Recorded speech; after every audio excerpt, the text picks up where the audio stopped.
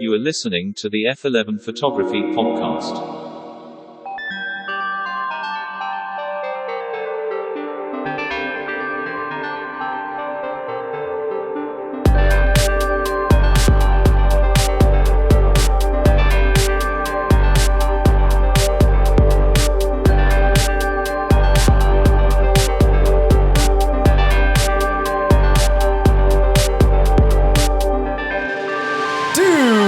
Chasers of light, to the purveyors of pictures, to all of you watching and listening from around the world, this is the F11 Photography Podcast.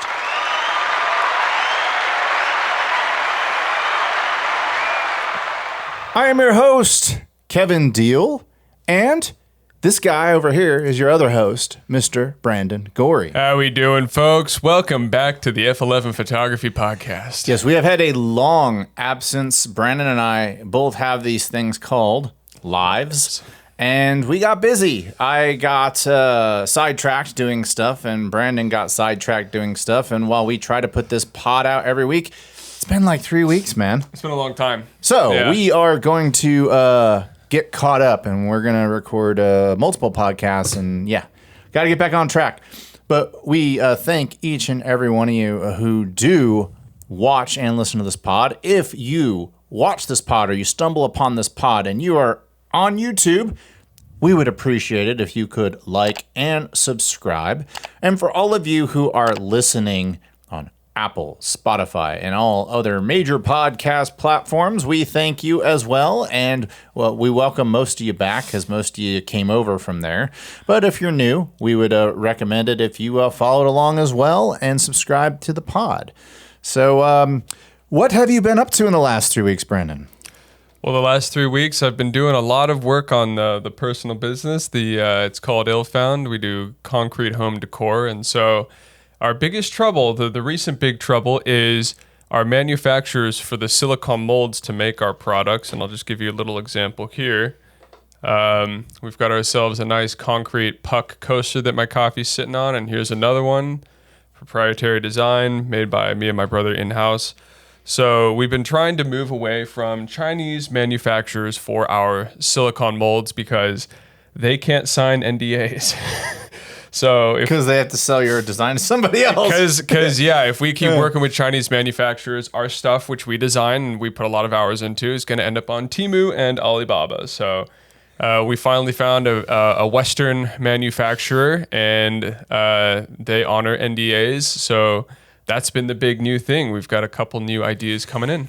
Have you seen the new, I don't remember the name of the Chinese company that makes electric EV vehicles, but they basically said, here's our new EV, and it's literally the Porsche, is it called the Taycan, the EV? Yeah. It is the exact same car with their label on it. Like, look at this innovative car. It's like, dude, that's the Porsche. Like, I've seen those driving around town.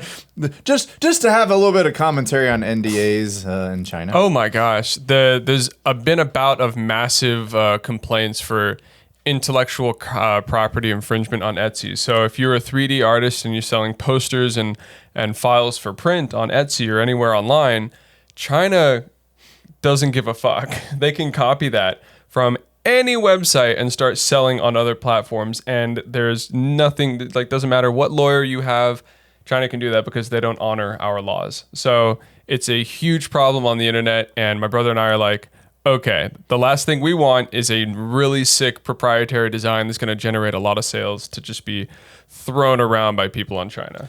Yeah, that's messed up. They do that. And I actually run into that all the time with my YouTube channel. I'll get contacted by a company in China who the rep's name is magically Bella, because there's like 1 billion people in China with the name Bella, or maybe zero.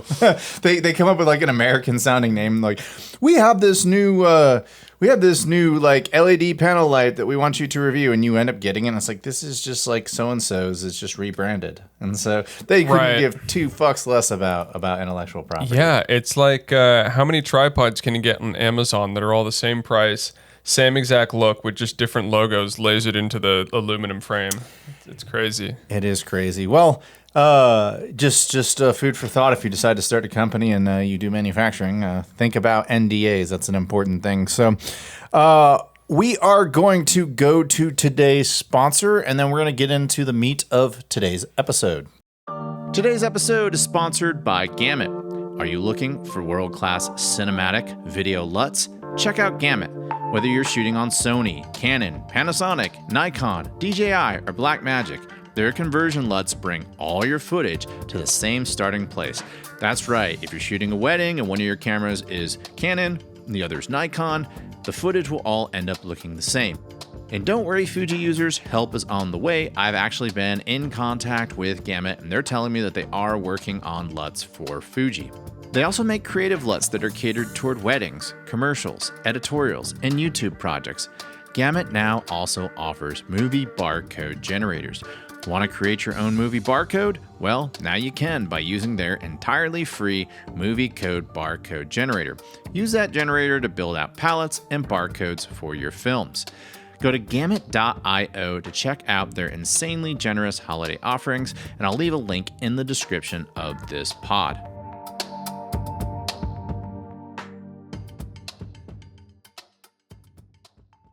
Hi, I'm Jordan Groby, and you're listening to the F11 Photography Podcast. All right, so those of you who are longtime listeners of the show, first of all, thank you.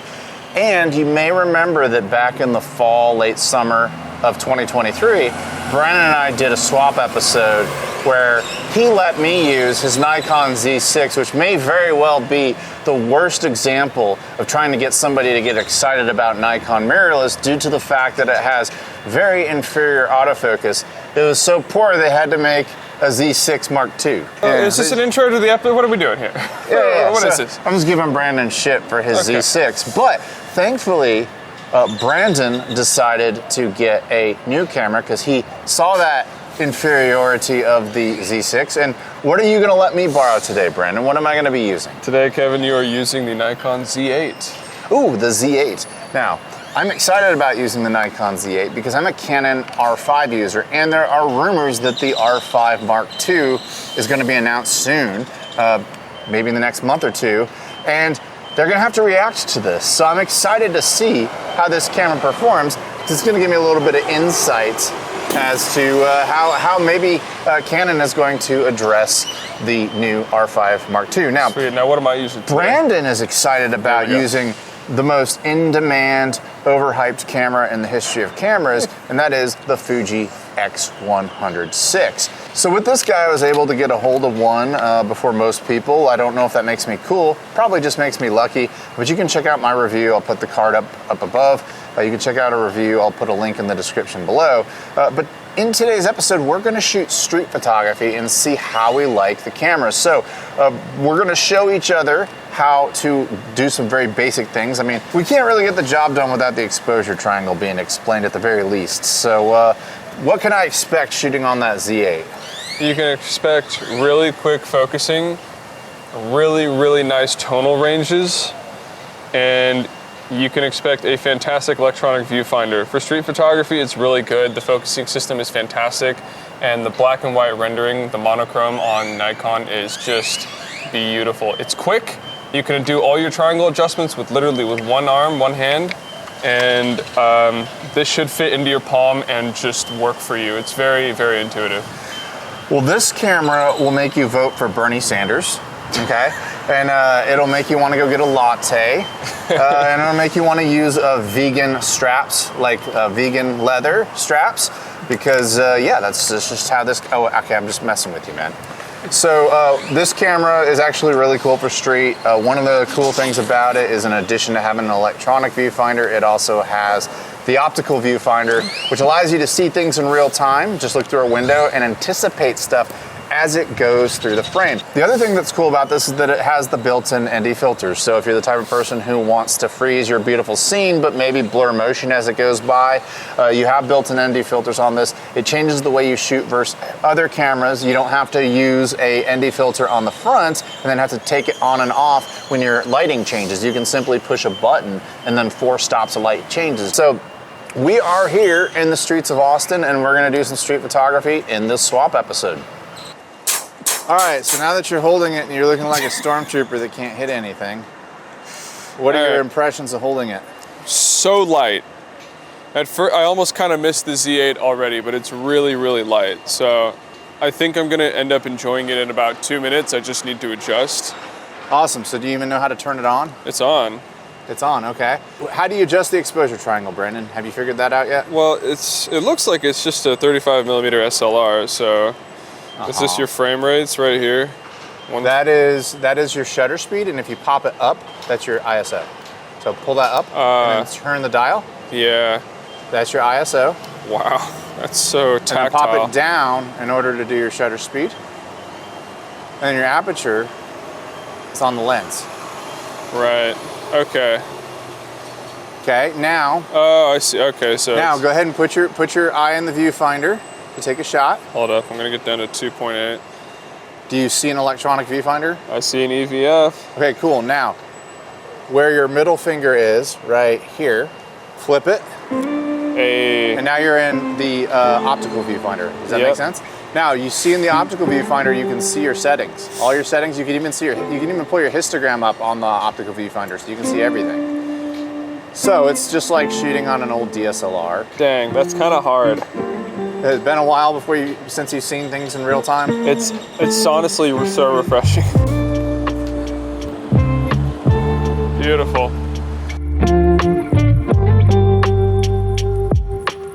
I just stepped in something. I hope it's not what I think it is.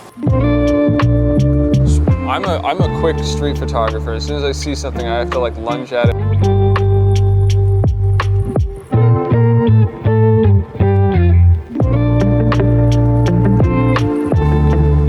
I like this one window.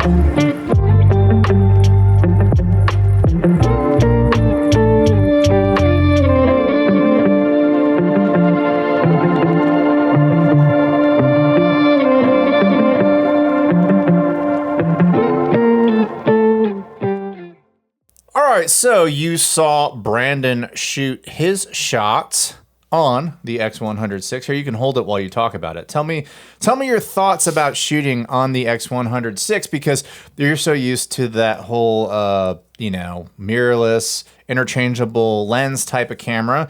And this, of course, is a fixed lens, 23mm f2. So it's essentially a 35mm in full frame look at f2, which is not as shallow of a depth of field because it's a APS-C, so it's a little deeper depth of field. Yep. But the light transmission is roughly the same. Well, when you're doing street photography, the depth of field, you don't want it to be shallow unless you're doing very specific stuff. And personally, I don't really care for depth of field shots. I don't care for that like intense foreground focus versus blurry background. I think that's since been since gone. I think that ended in like the 2010s.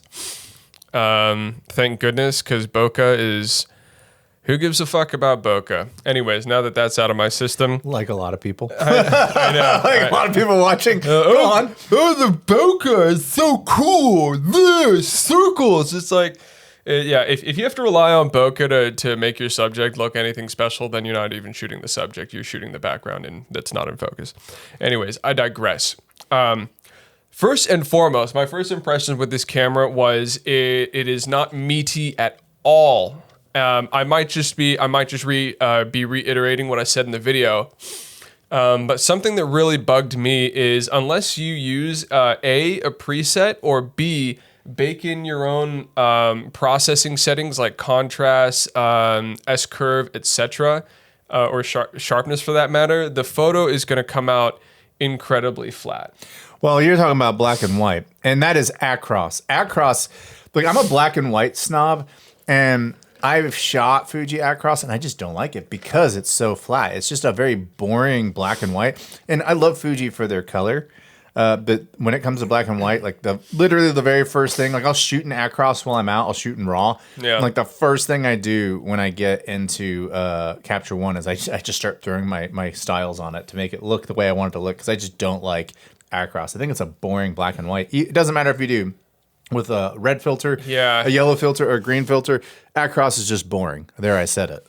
Yeah, and this is more of this. This is like a frozen meal. This camera, because when I shoot on my Nikon, and of course I have an inherent bias with shooting on what you shoot on, right?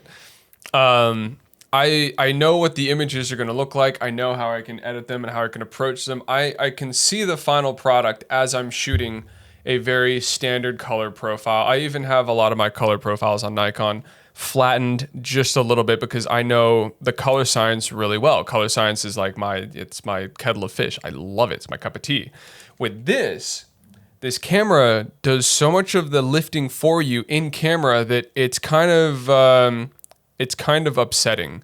This camera is sort of marketed around the idea that it's got baked-in presets, it's got all this color science built into the camera. I know Kevin's got a caveat because he's Kevin and he always has a caveat. But that's the marketing. You shoot this camera for the presets. It does its job incredibly well. Especially switching between the viewfinder and the rangefinder, or rather, I should say, the LCD and the actual rangefinder itself with just the light and everything. The hybrid OVF versus the EVF. Absolutely.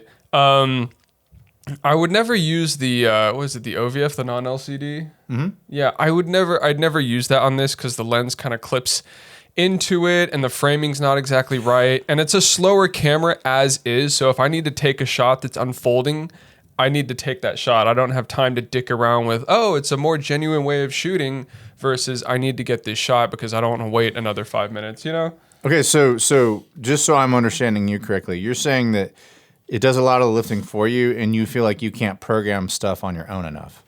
No. What I'm saying is I would rather do all the work in the editor where I have full control as opposed to...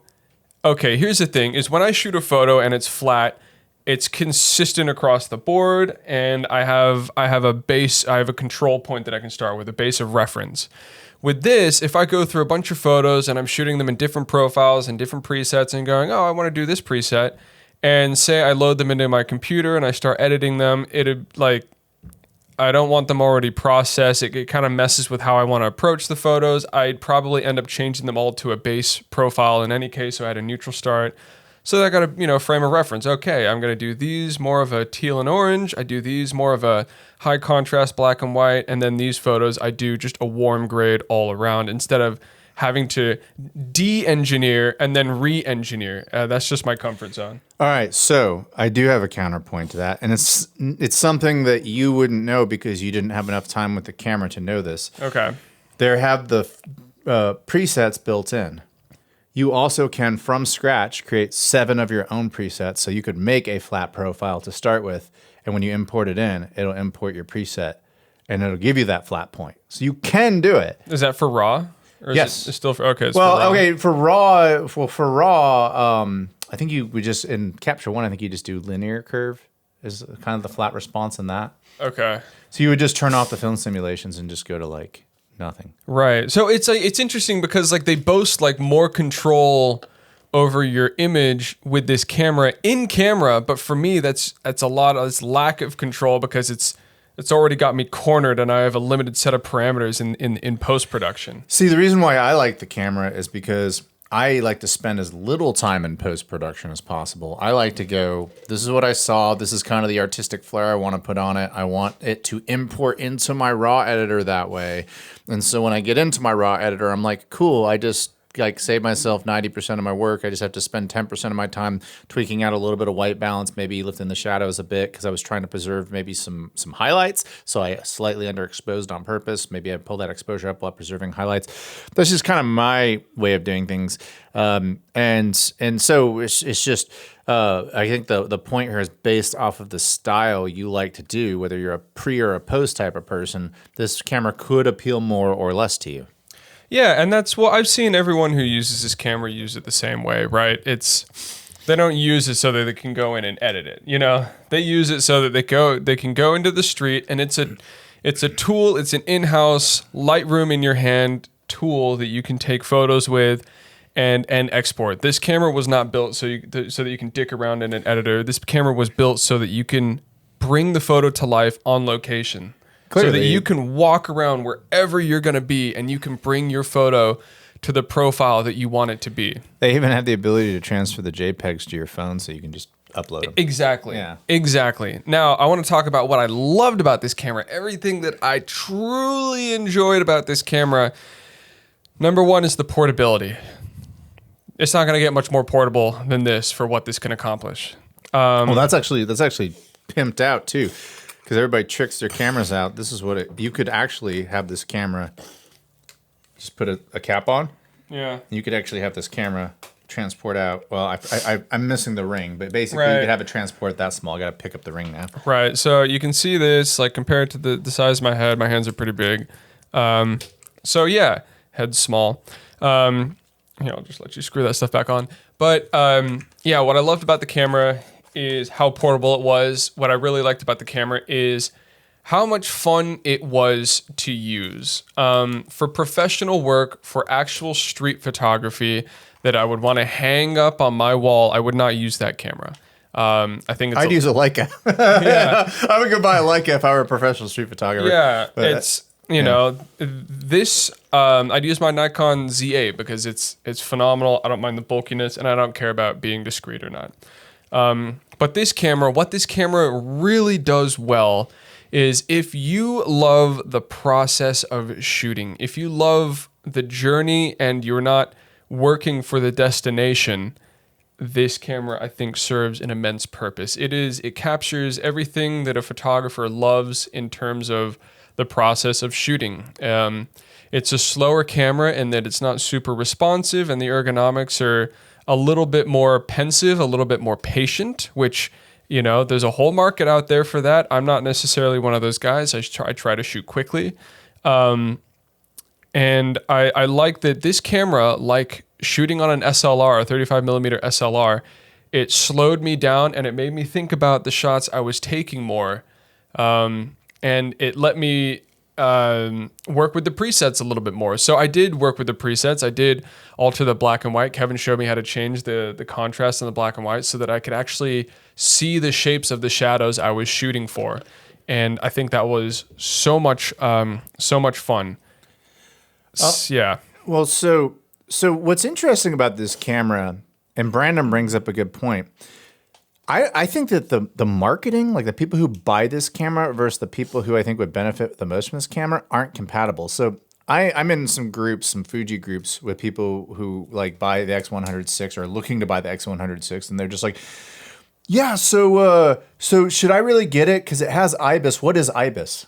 It's like you're about to drop $1,600 on a camera and you don't even know what IBIS is. I'm not saying that to be a condescending asshole, but I am saying that to say that this is a camera for capable hands. Like, this is a camera for photographers, people who know how to use their exposure triangle. If you're an auto person, well, Brandon did say that it does some heavy lifting for you. That's the internal processing part of it. The camera part of it, you have to be a photographer to use this camera, in my opinion, to take advantage of it, to know, like, oh, when should I go to auto ISO? When should I go to auto shutter speed? You know, like that's how this camera is set up. Is you can go into manual or auto modes on the fly between parts of your exposure triangle.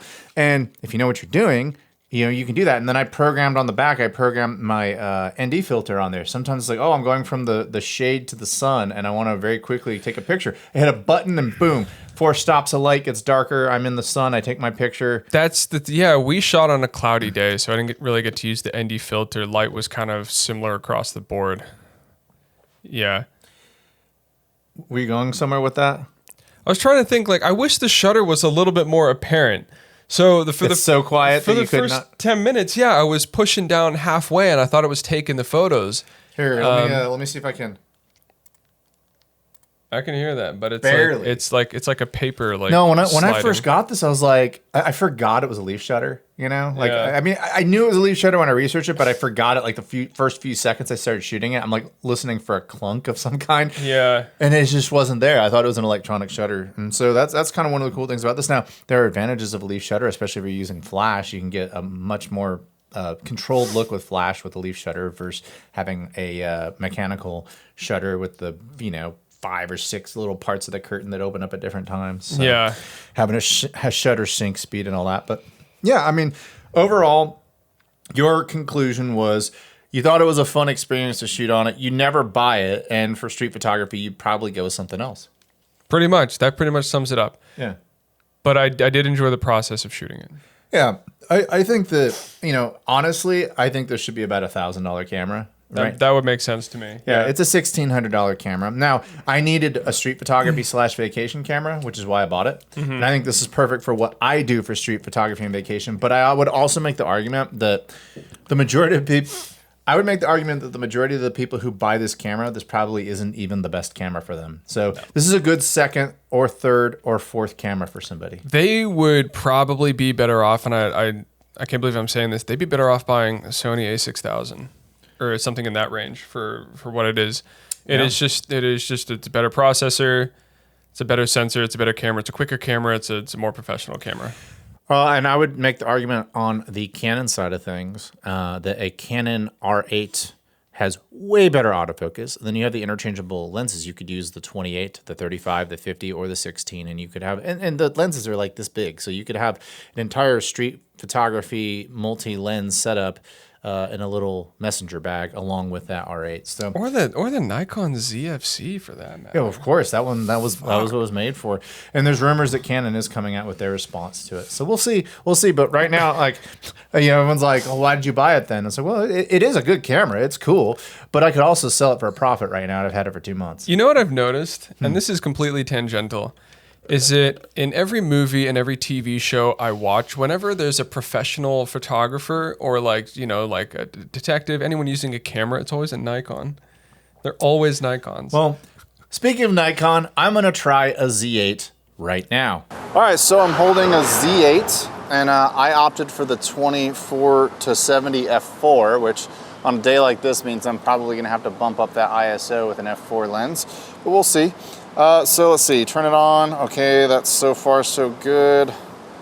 I say that, but hold on. Now it's on. Before taking photos, rotate to the zoom ring. All right, did that. Beautiful. Cool. I'm rocking and rolling. I'm on autofocus. Yep. Okay, so there's a focus peaking on here. Am I in autofocus or am I in manual focus? You are in autofocus. Okay, so to take a picture, I'm at ISO 800 at 1/250th of a second. Okay, I just took a picture. Boom. Now explain to me with Nikon, red. Yeah. So red means that's just your focus box? Does it doesn't turn green when you acquire focus? So if you press the AF right there, that's your hold to focus, and no, it doesn't turn green. Weird ass camera system. All right, let's go.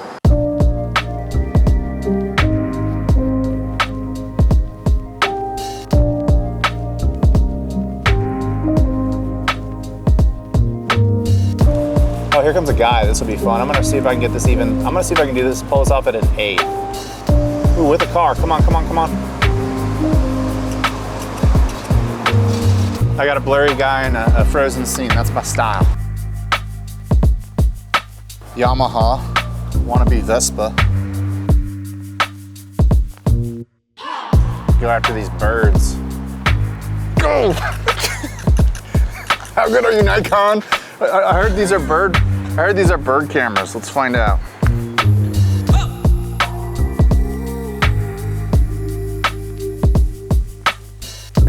It's kind of cool. Move, dude. And then, come on, Hearst. Oh, here we go.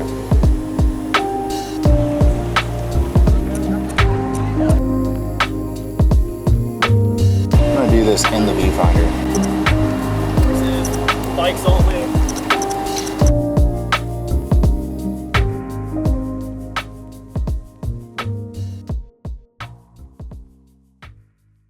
Okay, so we went out and shot, it was my turn, and I used the Z8. Now, I don't get to hold the Z8 like Brandon gets to hold the X100VI because we're recording ourselves on the Z8 right now. But I will tell you, as a Canon shooter, holding on to a Nikon is a pretty familiar feeling. The ergonomics are very nice. The button layout is pretty easy to get used to, although the shutter speed and the aperture are backwards. It's kind of like driving in England as an American, or but that's something that you can get used to, and I'm sure you can reprogram it if you want to, because you can reprogram it on Canon. And I really did feel like the Nikon, I could bludgeon someone to death with a Z8 because the build quality on it was fantastic. And the Z8 had these really cool buttons in the upper left, like just extra buttons that were there. So it really felt like the attention to detail, it was very well thought out by Nikon that like, hey, there's a professional user here who needs to program a bunch of things. We need to put these buttons in the right place. And yeah, they did a fantastic job. Now, the thing that really stood out to me when I compare it to that Z6 that I shot on is the autofocus was like night and day. Like, I still think it's a tick below my R8 and the R5 and the R3 for Canon, but I'm talking just a tick. It's I'll put it this way. If I go shoot a wedding on an R5 and I shoot 1,000 shots at the wedding, I might miss 2 shots the entire day. On the Nikon, I might miss 4. Like it feels like that. Yeah, so 996 out of 1,000 versus 998 out of 1,000. That was kind of the vibe I got. There were a couple things where I was like, I'm not really sure what the autofocus is doing here, but it settled in. It still got what I needed.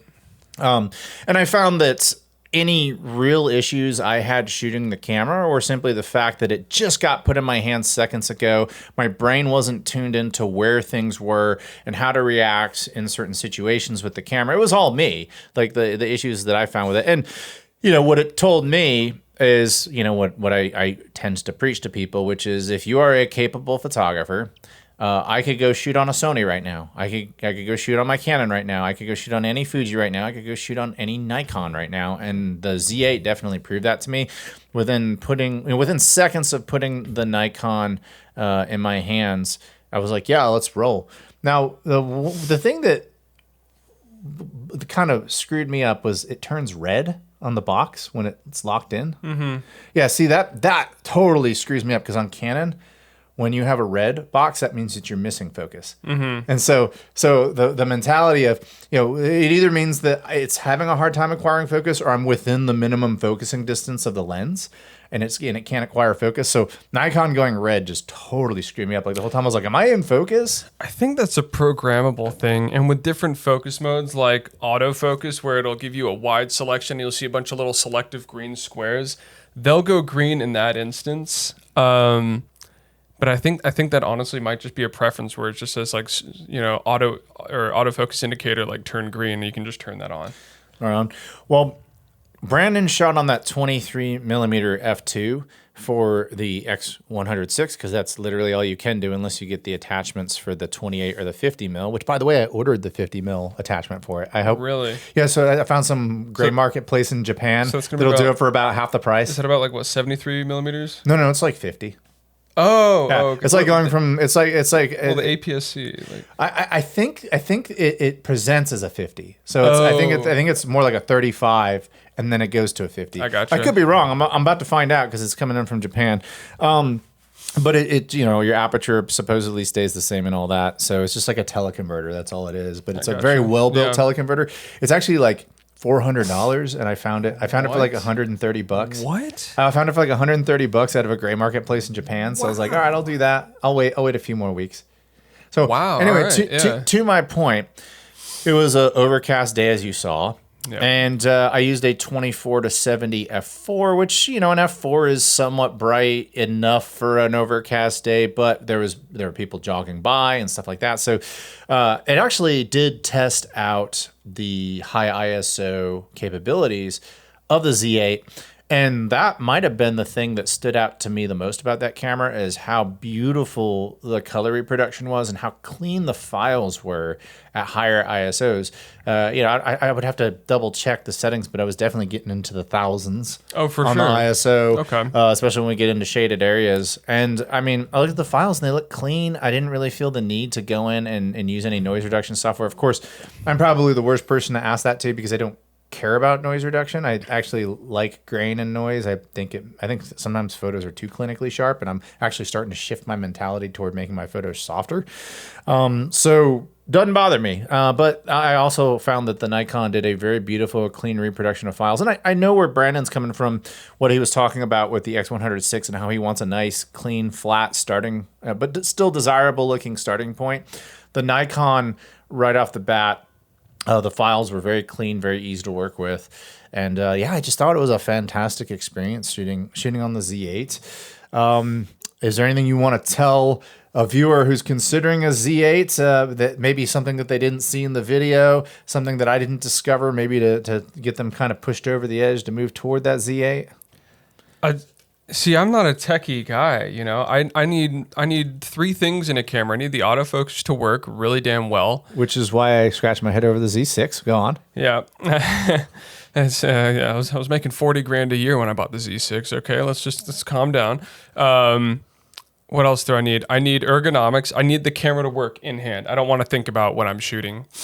And I need good color. I need good color science. And Nikon is famous for accurate color science. Canon's famous for robust, beautiful color science. And Sony's famous for making every photo look like it was shot in a Sony color science. Yeah, no shit. Yeah, let's bring all of our mids into the blacks and see what happens. Anyways, I'm getting ahead of myself. So like you buy Nikon because it does the basics, it does just the fundamentals extremely well, and it's also starting to nail some of the cooler stuff, like like in-body raw shooting and log and stuff like that. All the bells and whistles that like you can market.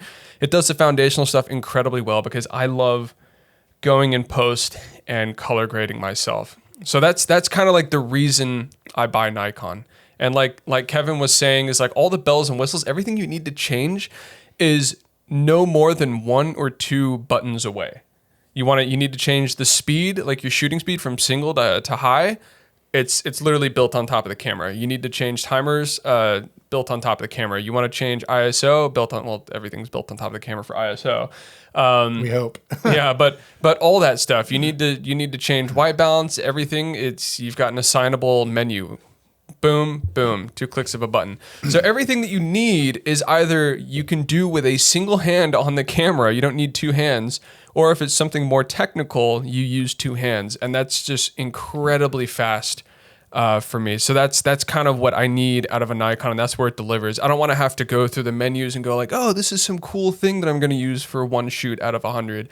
No, it just nails all the base things so well so that I don't have to think about it. I can think more creatively. Yeah, the Z8 definitely got me excited because I think that in the coming months we are going to see an announcement of an R5 Mark II. So as a Canon R5 owner, I'm super excited about that. However, if for some reason Canon decided to just cease to exist tomorrow, I know that with the Z8 I get along just fine. That does it for today's episode. Yeah. We want to thank each and every one of you for watching and listening today. F11pod.com is where you can find us. We never post on social media, but if you want to support us on social media, at F11pod is where you can find us. Please hit that subscribe button below if you could, if you're watching on YouTube. And if you listen to us for the first time on Apple and Spotify, we encourage you to also follow us on those platforms. And until next time, chase light and not algorithms.